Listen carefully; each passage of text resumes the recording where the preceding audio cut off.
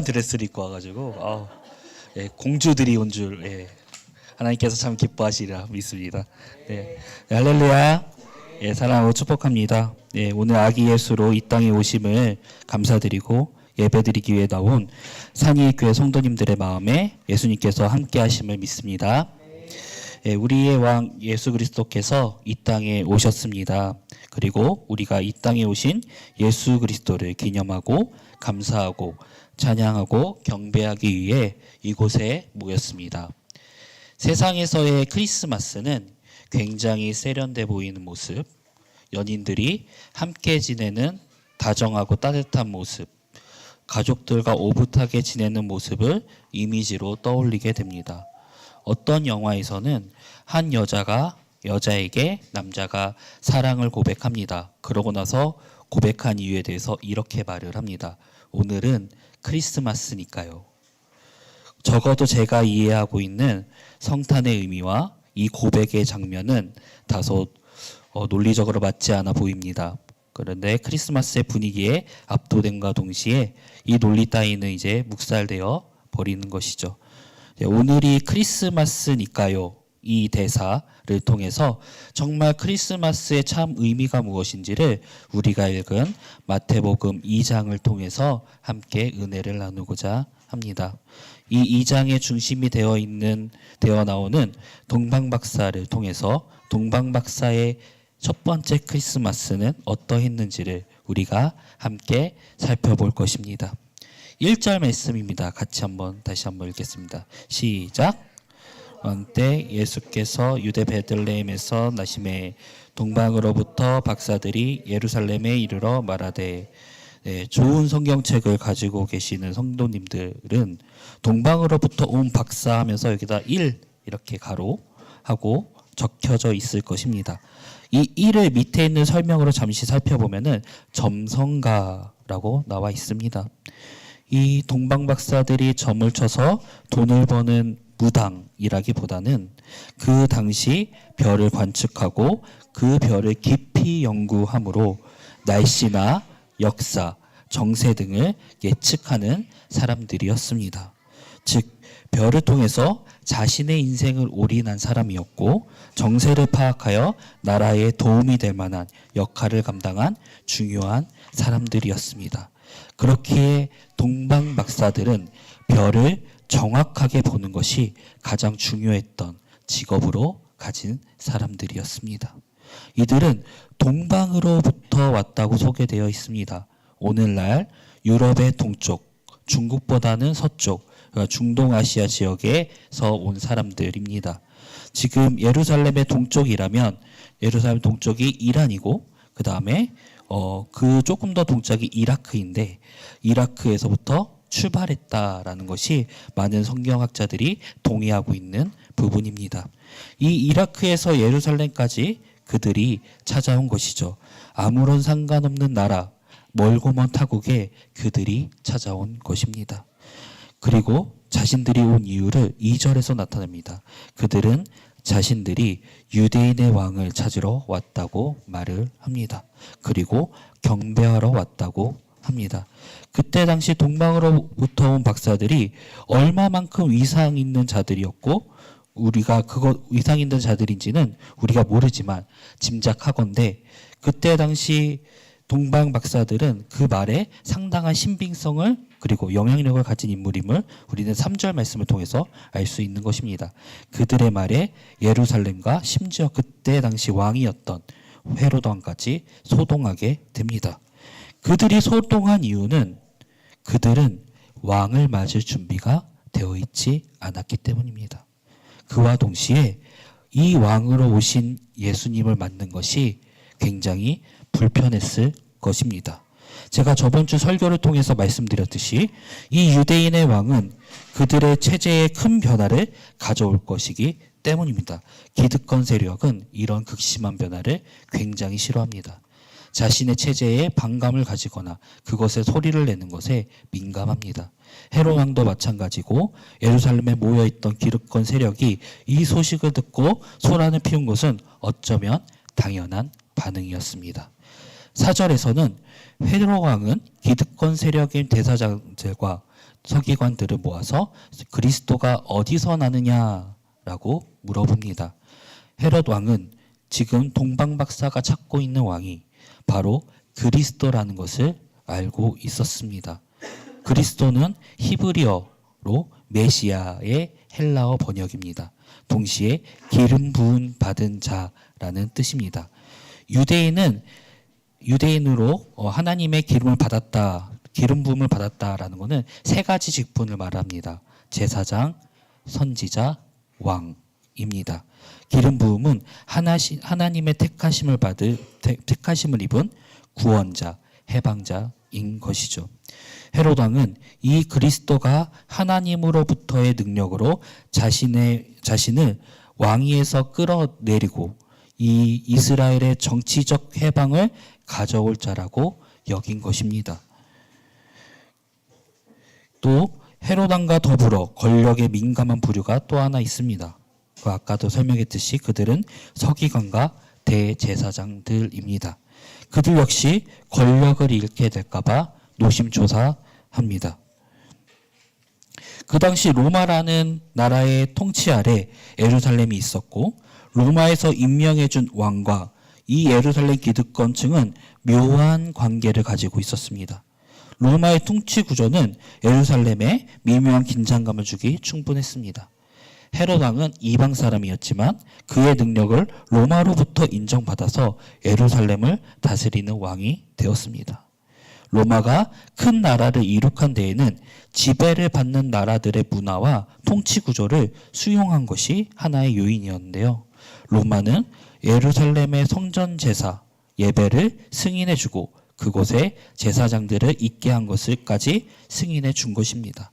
그래서 예수님 때의 예루살렘은 로마로부터 인정을 받았지만 다윗의 승계를 받지 않은 이스라엘의 인정을 받지 못하는 헤롯 왕, 그리고 유대인의 제사를 통해서 기득권을 잡고 있었던 제사장들, 그리고 로마의 앞잡이가 되어 로마의 이익을 위해서 세금을 걷어가는 이스라엘 출신들의 배신자들, 서기관 간의 묘한 갈등과 경쟁 구도를 가지고 있는 것이 바로 이 예루살렘 땅이었던 것입니다. 정치적으로 서로 취할 것은 취하고 서로 경계하고 서로 이용하기에 바쁜 묘한 관계를 가지고 있었던 그들 사이에 이 예수 그리스도의 탄생으로 인해 이전에 볼 수 없었던 서로 돕는 모습이 보여줍니다. 제사장들과 서기관들은 유대인이었습니다. 그리고 그리스도가 유대 베들레헴에 나는 것을 알고 있었습니다. 또한 헤롯 왕이 이 유대인의 왕을 찾는 의도가 굉장히 나쁘다는 것도 역시 알고 있었습니다. 그들은 헤롯 왕에게 그 물음의 답을 기꺼이 하면서 그리스도를, 이 땅에 오신 왕 예수, 유대인의 왕을 해하기를 기대했던 것입니다. 제사장과 서기관들은 헤롯 왕에게 충성을 바치는 것은 아니었지만 그들도 그리스도가 하필 자신들의 권력을 잡고 있던 이때에 유대인의 왕으로 나신 것이 불편했던 것이죠. 즉 제사장들과 서기관들에게도 유대인의 왕은 위협적인 존재였습니다. 그리고 헤롯 왕은 동방박사를 불러 그 지역을 말하며 그 왕이 나신 것을 말해줍니다. 그러고는 그들에게 자신에게도 이 그리스도가 나은 장소를 알려달라고 말을 합니다. 이유는 바로 이 유대인의 왕을 죽이고자 함이었습니다. 동방박사는 예언하는 그 유대 베들레헴을 도착하고 그곳에서 별을 보고 온 그 자리에 있던 예수 그리스도를 만나 기뻐하면서 자신들의 준비하는 최고의 것을 드리며 경배를 드립니다. 그리고는 꿈에서 헤롯을 만나지 말라는 소리에 돌아와서 자신의 고국으로 돌아갑니다. 여기까지의 이야기는 여러분들이 너무나도 잘 알고 있는 내용일 것입니다. 왜냐하면 지금 제가 39번째 크리스마스를 맞이하고 있는데요. 제가 지금껏 교회 다닌 이후부터 상당히 많은 부분은 이 본문을 가지고 설교를 하고 있었고 그리고 여러 번 그 은혜를 받았기 때문입니다. 그럼에도 오늘 이 본문 말씀을 가지고 왕이 오셨다라는 제목으로 은혜를 나누고자 하는 이유는 크리스마스가 무엇인가를 정확하게 다시금 상기시키기 위해서입니다. 즉 다시 한번 강조하고 아무리 강조해도 이 크리스마스는 우리 기독교에서 그리고 예수를 그리스도로 예수를 왕으로 고백하는 우리 교회에서 가장 중요하게 생각해야 하는 날이기 때문입니다. 우리에게 왕이 오셨습니다. 이 땅에 하나님의 아들 예수 그리스도가 오셨습니다. 과거의 그때나 지금이나 이 예수 그리스도를 맞이하는 반응은 비슷합니다. 얼마 전에 서울시청에 크리스마스 트리를 크게 설치하였습니다. 그리고 그 위에 별이 아닌 십자가를 장식하였습니다. 그러자 이것이 논란이 되었습니다. 그 십자가가 불편하다는 몇몇 시민단체의 항의가 있었습니다. 종교적인 이유였기 때문입니다. 이 논란은 이명박 전 대통령이 서울시장으로 있을 때부터 별이 아닌 십자가를 장식했는데 그때부터 지금까지 여전히 논란이 되고 있는 부분입니다. 누군가는 헤롯 왕이나 제사장 서기관들처럼 이 예수 그리스도의 탄생이 불편한 것입니다. 여전히 이 예수 그리스도의 탄생은 어떤 이에게는 별로 중요하지 않는 날, 어떤 이에게는 불편하게 여겨지는 날인 것이죠. 이것은 제가 짐작컨대 아마 세상 끝날까지 이런 부류들은 반드시 있을 것입니다. 그런데 다른 반응을 보이는 사람들이 있습니다. 바로 동방박사와 같은 사람입니다. 그렇다면 동방박사는 아기 예수가 오심에 어떻게 반응했습니까? 우리 2절 말씀 함께 읽겠습니다. 시작. 유대인의 왕으로 나시니가 어디 계시냐? 우리가 동방에서 그의 별을 보고 그에게 경배하러 왔노라 하니. 동방박사의 첫 번째 크리스마스는 경배입니다. 바로 우리와 같이 이 성탄 아침에 아기 예수로 오신 예수님께 예배하러 오는 사람입니다. 이것이 오늘날 우리들의 반응이 되길 원합니다. 할렐루야. 동방박사의 아기 예수를 향한 경배를 통해 우리의 왕 예수 그리스도를 향한 경배가 어떠한지 같이 세 가지로 나누어서 얘기를 해보고자 합니다. 첫 번째는 동방박사의 경배는 진리를 찾을 때의 반응으로 경배를 드립니다.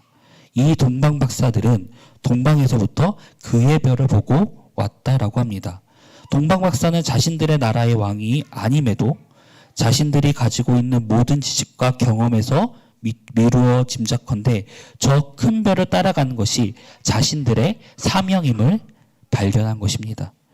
이것이 글로 접하는 우리들로서는 굉장히 쉽게 들릴 수 있는지 모르겠지만 그 당시에는 목숨을 걸 만한 일입니다. 왜냐하면 별을 보고 온다고 한다면 낮에 움직였다기보다는 밤에 움직였기 때문입니다. 오늘날도 밤에 움직이는 것에 많은 변수들이 있듯이 그 옛날 도로가 정비되지 않고 가로등이 없던 그 시절 별 하나를 보고 움직였다는 것은 목숨을 담보해서 가야 된다는 것입니다. 어쩌면 맹수들의 위협에서 강도들로부터의 안전하지 못했을 것입니다. 또한 이라크에서 예루살렘까지 긴 거리였습니다. 그 긴 날에 밤에 불빛을 내면서 가야 했던 그들은 완전하게 위험에 노출된 상태였던 것이죠. 그럼에도 동방박사들은 낮에는 쉬고 밤에는 무작정 그곳을 향하여 달려가는 것이었겠죠. 즉 동방박사는 자신들 인생에서 이만한 별의 움직임은 자신의 목숨을 걸만하다고 여긴 것입니다.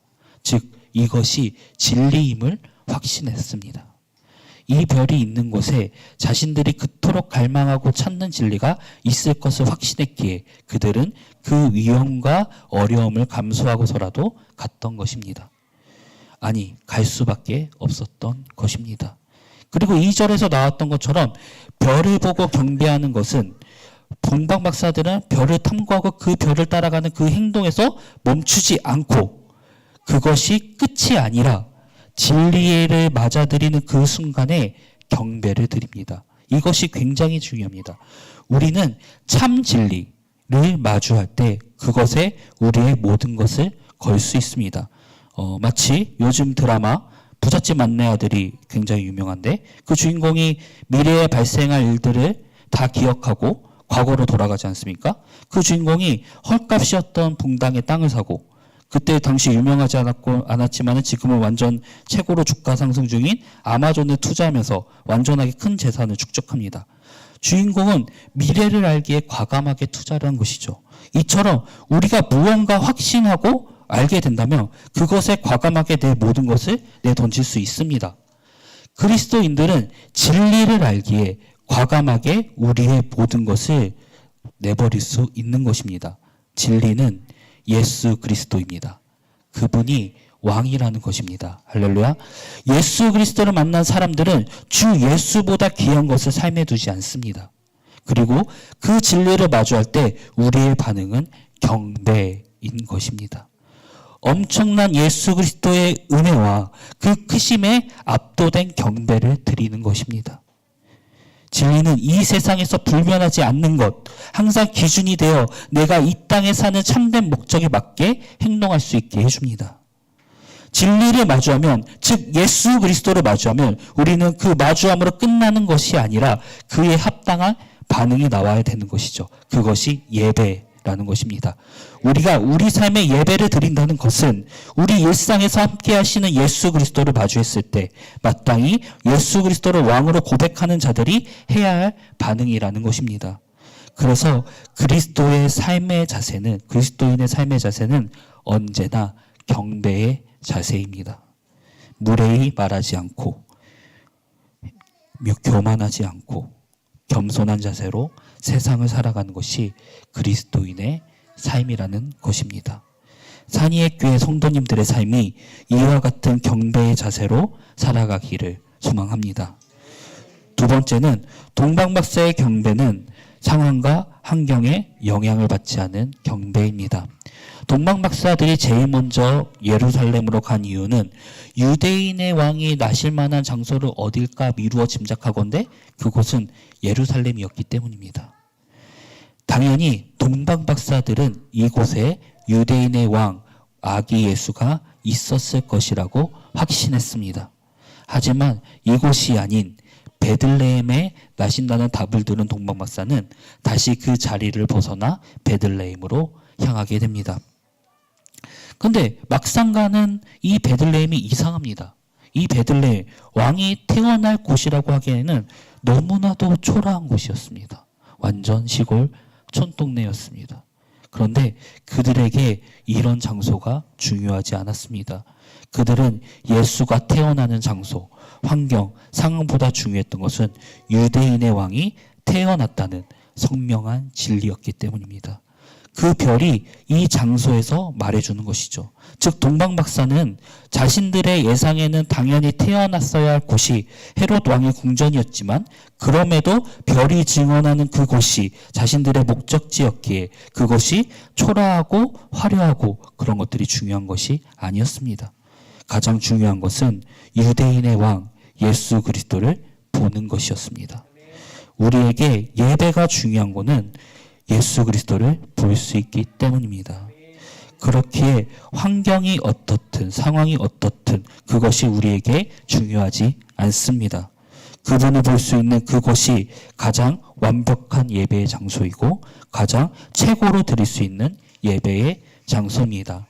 지금 아마 같은 시각 같은 때에 예배 드리고 있을 그 수많은 교회, 어쩌면 화려하고 대형 교회들이 예배를 드리는데 그곳에서 예수 그리스도를 볼 수 없다면 그것은 상황과 환경이 이루 말할 수 없을 정도로 좋다고 할지라도 그곳에서의 예배는 실패한 것입니다. 하지만 이 성탄절을 기념하여서 지금도 북한에서 누군가의 감시를 피해 이불을 뒤집어 쓰고 아무도 안 들리는 목소리로 찬양을 부르고 말씀을 읽고 있는 북한의 어느 사람에게는 지금 예수 그리스도를 보았다면 그것은 최상의 예배, 최고의 예배가 되는 것입니다. 우리는 오늘 이곳에 예수 그리스도를 바라볼 수 있어야 합니다. 환경과 상황, 교회에 사소할 수도 있고 때로는 커 보이는 약점들, 이런 것들은 예수 그리스도를 볼 수 있는 예배 앞에 아무것도 아니게 됩니다. 우리는 그 예배를 10절처럼 반응해야 됩니다. 10절입니다. 같이 읽겠습니다. 시작. 그들이 별을 보고 매우 크게 기뻐하더라. 여러분, 이 예배, 그리고 우리가 드릴 많으면 많고 적으면 적을 수도 있는 그 예배 하나하나에 예수 그리스도를 볼 수 있는 시간이 되기를 소망합니다. 그런 예배자의 모습으로 우리 산의교회 성도님들이 세워지기를 소망합니다. 마지막으로 동방박사의 경배는 가장 귀한 것을 드리는 경배였습니다. 11절 말씀 함께 읽겠습니다. 시작. 집에 들어가 아기와 그의 어머니 마리아가 함께 있는 것을 보고 엎드려 아기께 경배하고 보배압을 열어 황금과 유황과 몰약을 예물로 드리리라. 아멘. 동방박사는 자신들의 귀한 것을 드립니다. 그들의 여정의 끝, 별의 멈춤, 그 머무는 곳에서 자신의 귀한 모든 것을 드리며 아기 예수를 높이는 경배를 합니다.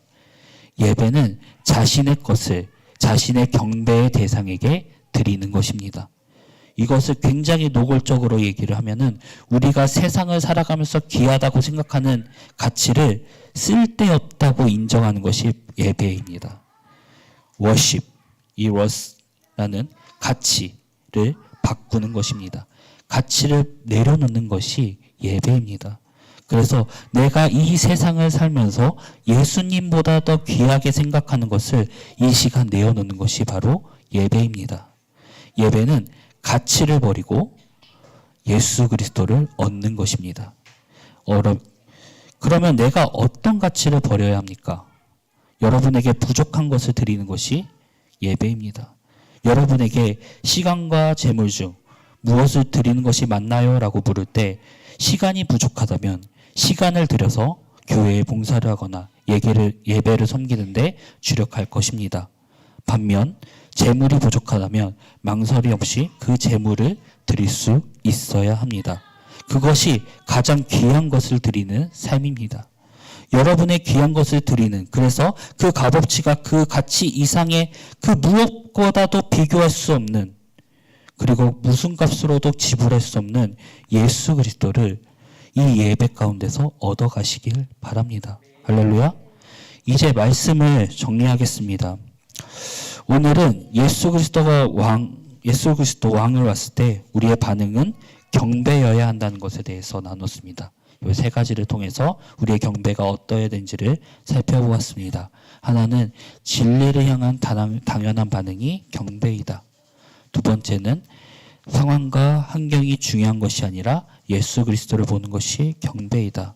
세 번째는 가장 귀한 것을 드리고 가장 귀한 것이 예수 그리스도임을, 예수 그리스도를 얻어가는 것이 경배이다 라는 것을 이야기로 나누었습니다.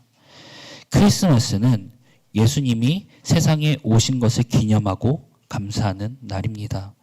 우리가 이 정확한 날짜에 대해서는 알 수 없습니다. 그럼에도 12월 25일을 예수님이 오신 날로 기념하는 것은 아주 의미 있다고 생각합니다. 우리가 예수 그리스도가 이 땅에 오신 날을 통하여서 나의 2022년을 되돌아볼 수 있어야 합니다. 나의 예배는 어떠했는가를 점검하고 내가 하나님 앞에서 성장하였는가를 되돌아보는 동시에 2023년도를 다짐하셔야 합니다. 나의 삶이 하나님 보시기에 어떠해야 하는가를 성경을 통해서 답을 얻어가시길 바랍니다. 또한 지혜를 구하시고 2022년보다 2023년도 하나님과 더욱 가까워지는 시간을 만들어 가시기를 소망합니다. 그래서 오늘 바쁜 이 와중에도 1시 반부터 3부 행사를 하는 이유는 예수 그리스도가 이 땅에 오신 날, 이날 우리는 그분의 오신 이유가 교회를 세우시고 그분의 자녀를 만들기 위함임을 알고 있습니다. 그래서 그 의미를 충실히 하고자 성도님들과 이 뜻깊은 시간에 우리 교회에 표어를 세울 것입니다. 2022년도는 하나님 보시기에가 우리 교회의 표어였습니다. 우리 마음판에 새기는 표어였습니다.